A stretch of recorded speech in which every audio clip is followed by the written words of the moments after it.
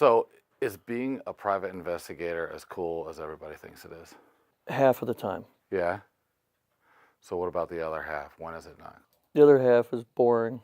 Really? Yes. Yeah, it's usually sitting around not doing much of anything, but when it is exciting, it can be kind of like on TV, but not all the time. Yeah, car chases and. No, not, well, sometimes. There's been a couple. How'd you get into being a private investigator? Well, I was in the Air Force 4 years.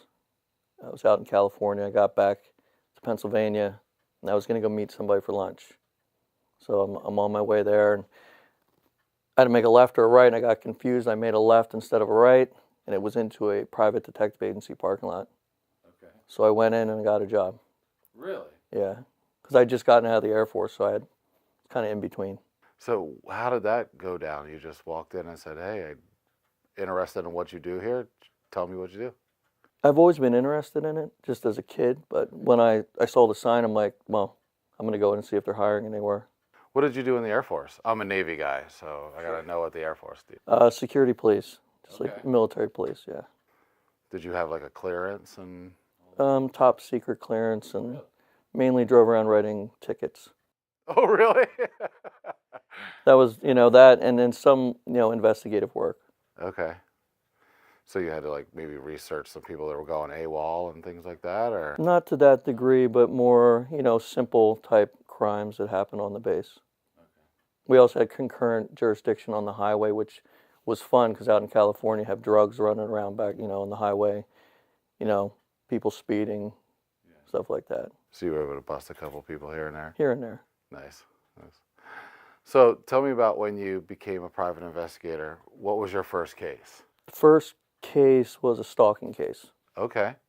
And ended up catching the guy. There was a lot involved with it. It was a lot of harassment, like little stuff that doesn't look like a big deal. But then also the woman's dogs were dying. We're thinking maybe poison was being thrown into the yard, stuff like that. But it ended up catching a guy doing something simple. And then he was charged with stalking. Okay. Could never really pin the other stuff on him. That was just other things that were happening around the same time. Okay. So was she like a public figure that he was? No, just a regular person. Just a regular person? Yeah. And what was his motive? Just crazy, or? No one really knows. Really? And what does somebody get convicted of? Like, what's the sentence that gets carried with that? I'm just curious. Not that I'm going to stalk anybody. Right. I can't remember what he got, probably probation and stuff like that, and fines. What's the craziest case you've ever worked on? Well, there's a couple of them. I'll start with the not so crazy, and we'll work way to the crazy. All right, sounds good. There was another stalking case. They're usually the most interesting. And that was probably a couple years ago in Manor Township. And I ended up catching the guy in the act, ski mask on, gloves, the whole thing, trying to break into my client's house. Wow. And so got him on the ground. Police came, they took him away. He went to jail for a year. Okay. So that was kind of fun. So you were actually hiding out, waiting, watching this guy? Well, it was 2 nights. The first night I worked at, this is a funny story too. I'm sitting on the road between where I think the possible stalker lives and the client's house. And I see a guy running down the street towards me. He can't see me. I'm in the van. And he's wearing a ski mask, and he's running, which is odd because it wasn't that cold. And then he goes to the guy's house, who I think is the stalker, and he goes in the front door. And then seconds later, a cop car comes down the road with the lights on. I'm thinking, oh, they're after him. Makes sense. So I call the police. I'm like, hey, I saw where the guy in the ski mask went. And they're like, what are you talking about? I'm like, well, let's meet me over here. So we meet in the parking lot. I'm like, yeah, I show them the video. They're like, no, we're responding to some other call. We weren't chasing him. It would just look like he was being chased by the cops. Yeah. So I told the client what happened. The second night, I was supposed to start it at 1 a.m. I had a gut feeling to start it at 12. I started at 12. It was like 12:06. I caught him. Okay. So stuff like that is it's fun when that happens. You have like a gut feeling. Yeah. And then sure enough, he was breaking into their children's room at like a little after 12. Wow. How does somebody get the inclination that someone's stalking them or someone's out to that? Was it someone they knew? There was a relationship there. Okay. He did a bunch of stuff. He lit their porch on fire. He put stuff in their gas tank, stuff like that. Okay, so this is a dude who was out to get them for sure. Yeah. What else crazy? Probably the craziest case ever. It went on for about a year. It was working against Scientology.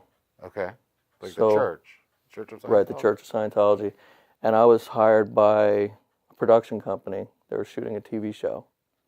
And the idea of the show was they had families that were out of Scientology, that had family members still in Scientology, and they wanted to reconnect them.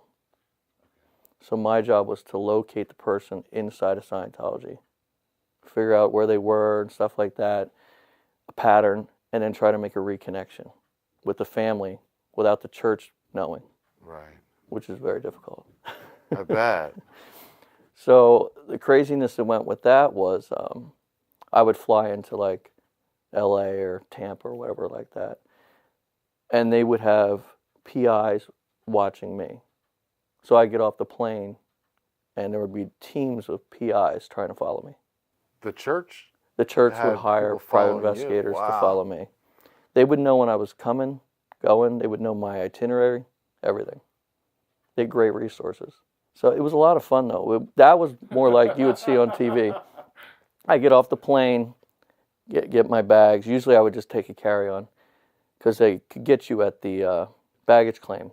That's the best place to pick someone up. You just watch until they come to get their bag. So I usually had a carry-on, and then I would come out of the gate and I would just sit and I'd wait.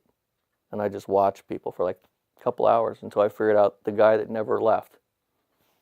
And then I would get my rental car, go to a hotel I'm not really checked into, abandon the rental car, go somewhere else, get an Uber. It was a whole process. Wow. Because if they found out who I was trying to look for, they would take that person and hide them. So it was an adventure. It went on for a whole year. Really? Yeah. That has to take a massive amount of planning on your A part. lot of planning. So it was a lot of fun and very stressful.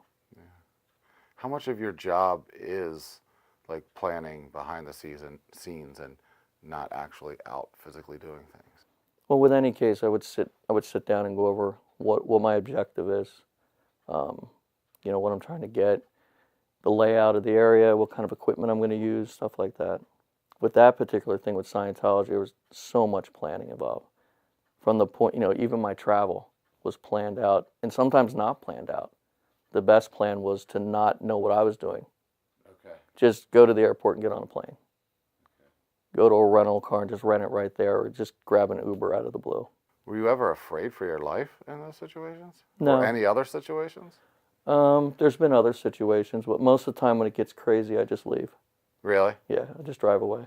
Rather safe than sorry kind Yeah, of there's thing. no reason to have a confrontation if you can get away from it. Okay.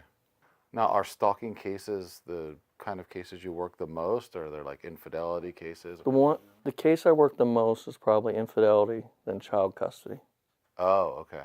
Stalking's kind of here and there. But a little bit more exciting than the other two. Yeah, it's always exciting to apprehend somebody. Talk to me about missing persons cases. How does that work? Are you contacted by family usually? Usually by a family. Let's say you got a family member who's on drugs and they just can't locate them. There's no contact through phone, stuff like that. You can do a database search, but somebody in that position, they could just go be sleeping at anybody's house. There's no database for that. It'd be like if you left and just went and stayed with some random person. It doesn't get documented anywhere. You'd physically have to go out and knock on doors, maybe put posters up or check, if they're homeless, go and check shelters and things like that. So that can be a challenge and also satisfying once you find somebody. Right. Yeah, that has to be a long, hard process to go through to try and It can be, and search people down. for the families, it's very emotional. I deal with a lot of emotions with this business. Yeah. And speaking of emotions, you do some work with the homeless here in Lancaster, right? Tell me about that. On Saturdays at Musser Park, I give out lunches. There's a group of people that does that. It's through a church. During the week, since I live downtown, I usually go out and hand out hand warmers and gloves and hats. Like if I'm at like I was at a hardware store a couple weeks ago, and they had gloves for $1 a piece. I just took them all, and then just go hand them out. So, because I hate seeing people suffering on the street. It's especially when it's cold. The other night I was out, and there was a woman sitting in an old. I'm trying to think what it's called. It's like a storefront, but it's abandoned. It's actually right down, almost across from the press room, but down a little bit further, near the corner.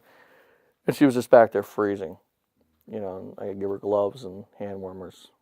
Yeah, and you have to be exposed to that probably more than anyone else because you have time to sit and watch and see all the people. Like, normally, I guess most of us would walk right by it. We wouldn't see it. Right. Yeah, most of the people downtown that are homeless, some of them choose to be homeless. It's for whatever reason, maybe mental or who knows what. But most of them know me and good conversations with them. They're all good people for the most part. There's one particular guy, it's funny, I see him everywhere, and it's kind of a joke now. He thinks I'm following him. But does he know you're a private investigator? Yeah. Oh, that's funny. So what's he have to hide? I don't know. But, he's always out on the street, and he prefers to be on the street. I don't know what his deal is, but otherwise everything seems normal. Let's go back to the Church of Scientology thing that we were talking about. That was for a television show? Right, for a major network. Did that air? It didn't air. Okay. Very disappointing that it didn't air. Okay. And who knows, maybe in the future it will. Try to think of what I can say. I can probably say whatever I want, I guess. When was this?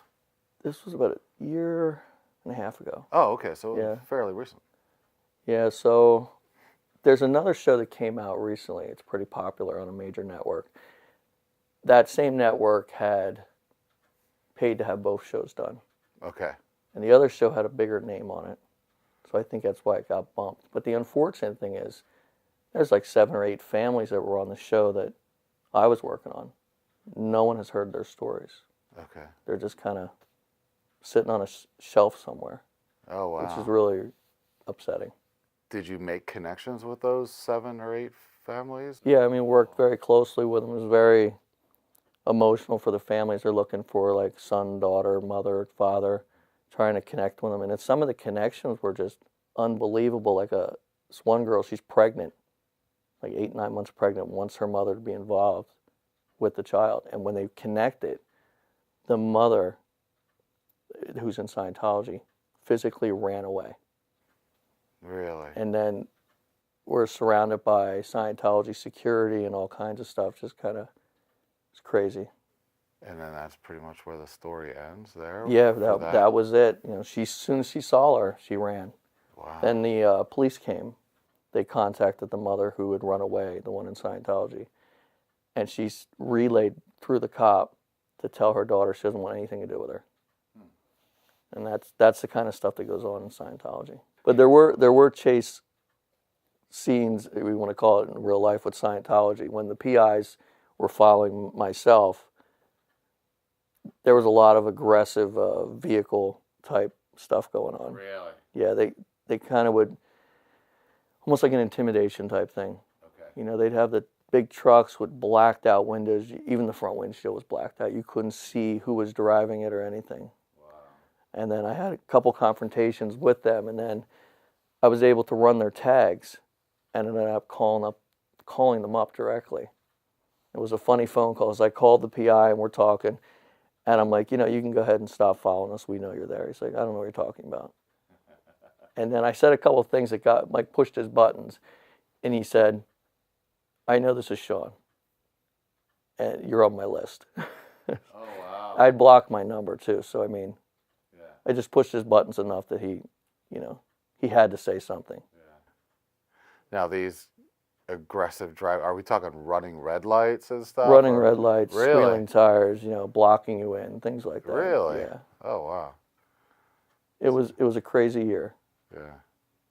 See, I'd probably be freaking out. I don't know if I could do that. It left me a little paranoid at the end because you think, well, every time I go to the airport, there is somebody watching me.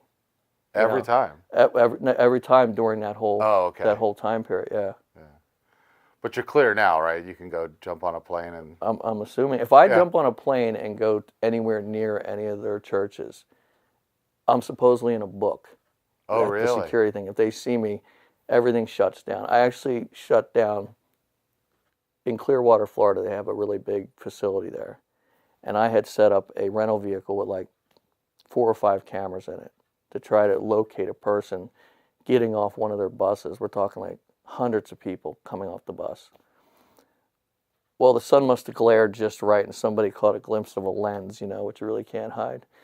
So basically, they shut down the whole town within 4 blocks of that building. Wow. So I went to go get the van. It was like a ghost town. It went from like a busy town to like nothing. I'm walking, I'm like, I know they're watching me right now. And then later on, because they had made a complaint through different agencies, they made complaints about me. And through I think it's Freedom of Information, I got what they sent. And they had pictures of me walking to get the van. They got the big cameras up on the top of the building. So, Were there other TV shows that you've done work with? I was on Amish Mafia season 3. Okay. Very brief here and there throughout the whole season. And at the end, there was basically a sit-down interview explaining what I was doing on the show. Before that, Comcast did about 14 reenactments of cases I did. So basically, it was actors, and they would play out the different stories and stuff that I had. What kind of training did you have to go through and to get into this career? Well, the Air Force provided some training, and then basically when I worked for the first company, I got a lot of training there. And then once I was working there, I decided, well, I'll just get my own license. I can do this on my own. So I got my own license, and then basically I kind of learn as I go. It's kind of how I work. Okay. With the equipment, I'm pretty good about modifying it and making it whatever. I also developed a software program for PIs. I've had different interests throughout the years. So what's the software program? Software basically to manage a PI company. So you put in your cases, and you can upload videos and things like that. And I started making it for myself, and then once I got to a certain point, I'm like, well, I'll sell it. Yeah. And so I still have people that subscribe to it. Oh, that's cool. It's been since 2007. Okay. What does it take to get a license? We have to have 3 years experience. Okay. And then it's a background check, paperwork. You have to file a petition with the courts, and it goes through the DA's office, and then maybe 3-4 months later you get approved. Okay. They take it pretty seriously. Yeah, I was gonna say, what would it take for someone to not be approved? I mean, I guess if you'd fail. Different type of criminal offenses, you're never going to be able to be a PI, because I have access to people's information. Like I have access to databases. It gives me social security numbers, date of birth, all that kind of stuff. Oh, okay. Yeah. Basically, the license gives you the ability to stalk somebody legally. And the other things that I do is I make cameras. We have 3D printers. We print off our own camera housings. They go up on telephone poles, and that way I don't have to be there. Oh, wow. So I could have a couple cameras out there working for me, and I could be doing something else. Over 2.5, 3 years, no one's ever taken one. Huh. I had one guy come up with a flashlight, and he's looking at it because it says lighting control sensor on it, just kind of whatever reason. So he had flashed the light in a little camera hole, and he was looking around, thinking a light was going to come on, and then he left it alone. The only time I used the disguise is when I was dealing with Scientology. I had a couple wigs, glasses, different clothing. You can really throw someone off. You're at an airport watching for somebody, and let's say, okay, he picks me out. I go in the bathroom, I just change my clothes in a little bit, and I come out. There's a good chance I'm going to lose them, because airports are just crazy. So at times, yeah, or even when I'm following somebody, just changing my hat, my glasses, maybe rolling down the windows or putting something on the dash, kind of helps people not key in on that. Now, is this your calling? Is this something you're going to do for the rest of your life, or? Yeah, I think so. Yeah, there's a lot you can do with it, and technology really opens things up. The cameras, the GPS trackers, I do a lot with those. Besides just the regular magnet ones, I also modify them to put them into maybe a stuffed animal if it's a custody case, and he can take it with him. One case particular, the father was picking up the young boy, and the family thought he was molesting his own child. He would just go out in the woods somewhere, something like that. So I put a tracker inside of a thermos that the kid already had. So it didn't look like it was a new thing introduced, because he wouldn't take anything that was new. He didn't want to take the book bag or anything, the father. So the tracker was hidden inside of the thermos. And you could still use the thermos. So those different things I can figure out.